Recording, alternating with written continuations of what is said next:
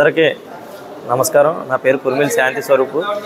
రేపు 31న నిస్పేట cooperative urban bank election జరగబోయే ఎన్నికల్లో కోళ్ళ అచ్యుత్ రామారావు గారు, కోళ్ళ బాబు గారి బెల్ట్ని ఓటర్లు అందరూ కూడా అత్యధిక మెజార్టీతో గెలిపించి అఖండ విజయం చేకూర్చాలని మరీ కోరి ప్రార్థిస్తున్నాం. అలాగే గత 20 సంవత్సరాల నుంచి కూడా కోళ్ళ బాబు గారు చైర్మన్గా ఆ బ్యాంక్ని ఎంత అభివృద్ధిలో తీసుకెళ్లారో ప్రతి ఓటర్కి తెలిసిన విషయమే.